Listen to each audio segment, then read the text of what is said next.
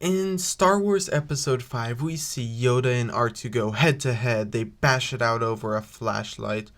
But we never get to see how the fight really would turn out had Luke not intervened. I'm going to try and figure that out on today's episode of Star Wars Nerds and Geeks.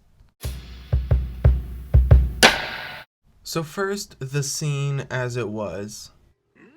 Hey, Fine, or I will help you not. I don't want your help. I want my lamp back. I'm gonna need it to get out of this slimy mud hole. Mud hole, slimy, my home this is. But... R2, let him have it. Fine. R2! And now, let's make it so Luke doesn't intervene. What happens then? Hey, Fine, or I will help you not. I don't want your help. I want my lamp back. I'm gonna need it to get out of this slimy mud hole. Mud hole, slimy, my home this is. But...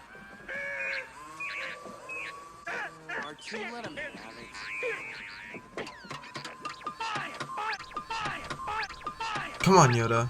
You're so close. Just power through. Come on.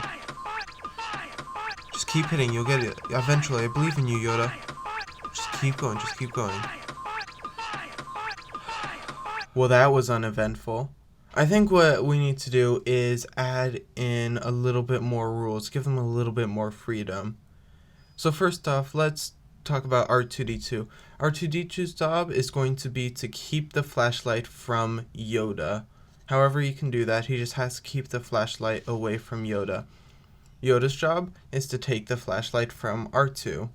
R2 has no limitations. He can do whatever he wants. Yoda, on the other hand, is going to have a few limitations, because obviously Yoda's a lot more powerful than R2, and it wouldn't be fair if Yoda could have no limitations. First, Yoda doesn't get a lightsaber since his lightsaber was melted by the Chancellor. Second, Yoda cannot use the Force in any obvious way. He has to hide the Force from Luke. He cannot reveal that he's able to use the Force to Luke. So that means he's not able to lift up R2-D2 or anything like that. But what Yoda can do is use the Force more subtly to, boost his jumps or to give him more energy or to see R2's attacks in the future. So let's try and figure out what would happen with those constraints. So sadly, I don't have a video, so you're just going to have to imagine it. So R2 takes the flashlight, he flies up in the air, and he puts the flashlight in a little compartment in his chest and locks it. Yoda tries to jump up to catch R2, but he's too late. He's not able to get the flashlight in time. He scratches at R2's chest, but he's not able to open the compartment to get the flashlight. Now R2 is flying around with Yoda on his chest, and he's trying to shake him off, and Yoda falls to the ground, and R2 falls down with him. And R2 starts pulling out oil like he did in episode 3, and he lights the oil on fire, but Yoda has gotten out of the way already, and they are fighting, and essentially what keeps happening is R2 is able to do all these really crazy things, like light things on fire, and he's able to fly around, and he's able to do so much stuff. But because Yoda can use the Force, R2 will never be able to actually hurt Yoda. Yoda, on the other hand, is able to dodge every single thing that R2 throws at him because he sees it happening ahead of time, and he can use the Force to aid his movements to get out of the way quickly. However, Yoda does not have the ability to open up R2's compartment because he can't use the Force to open it, he can't use his lightsaber to open it, and his fingers are not strong enough to open up the compartment.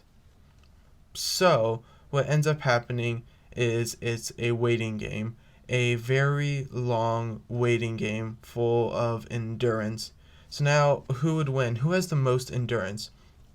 Well, I've done a little bit of research, and from what I can tell, R2-D2 could probably survive about a week with his battery, maybe 5 days with his battery without needing to charge it.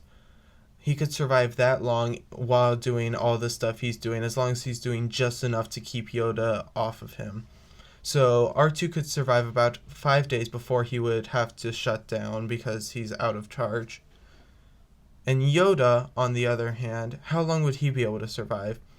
Well, I know Jedi, there have been Jedis so many times that have survived weeks on end with barely any food, water, or oxygen, but they've done that by going into a meditative trance. And I'm sure Yoda could survive a long time without food and water, by using the Force to sustain him. However, I don't know if he could do that in his old age. I think that's something that he'd have to be like really young and fit to be able to do. So, in my opinion, Yoda is not able to go on long enough. He's not able to use the Force to sustain him for 5 days of constant attack on R2-D2. And so, in this case, R2 would win. But what do you think? Do you think that Yoda actually would win? That Yoda could survive longer, could hold out longer than I think he could? Do you think I'm not giving Yoda enough credit? Or do you think that something totally different would happen and that I'm doing everything completely wrong? Tell me all that in the comments section. And as always, this is Star Wars Nerds and Geeks signing off. See you all next time.